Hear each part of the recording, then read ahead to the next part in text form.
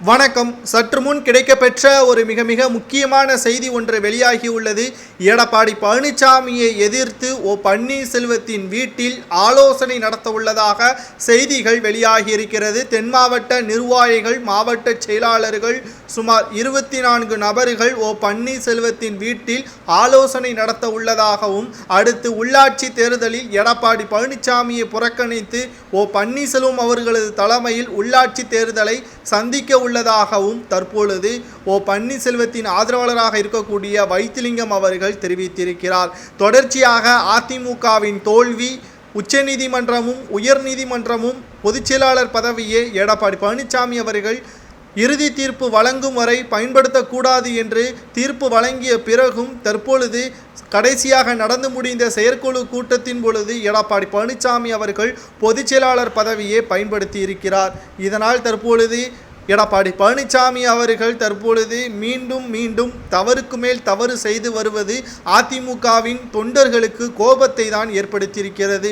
2026 சட்டமன்ற தேர்தலில் அரசியல் களம் முற்றிலுமாக மாறுகிறது. இதுவரை திமுக, அதிமுக என்று இருந்த அரசியல் களம் தற்பொழுது திமுக, அதிமுக, பாஜக, நாம் தமிழர், புதிதாக தளபதி விஜய் அவர்கள் தொடங்கிய தமிழக வெற்றி கழகம் என்றும் தற்பொழுது மீண்டும் களத்தில் இறங்குவதால் ஒட்டுமொத்த தமிழக மக்கள் யாருக்கு வாக்களிப்பார்கள்? இதுவரை அல்லாத ஒரு வகையில் 2026 சட்டமன்ற தேர்தல் தமிழகத்தில் ஒரு மாற்றத்தை எதிர்நோக்கி செல்லக்கூடிய வகையில் அமையும் என்றும் அரசியல் வட்டாரத்தில் செய்திகளை நம்மால் பார்க்க முடிகிறது. அதற்கு அடித்தளம் போடும் விதமாக எடப்பாடி பழனிசாமி அவர்கள் செயல்பட்டு கொண்டிருக்கிறார்.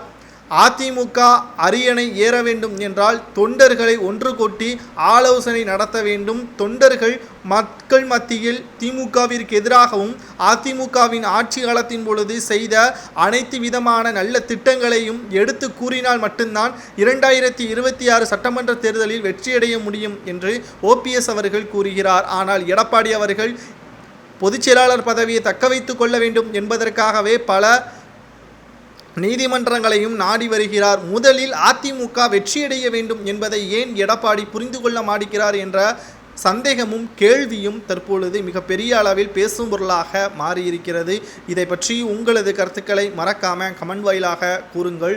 பன்னீர்செல்வம் அவர்களது வீட்டில் ஆலோசனை நடத்துவதால் மாவட்ட செயலாளர்கள் பதவி பறிக்கப்படும் என்ற தகவலும் வெளியாகி இருக்கிறது.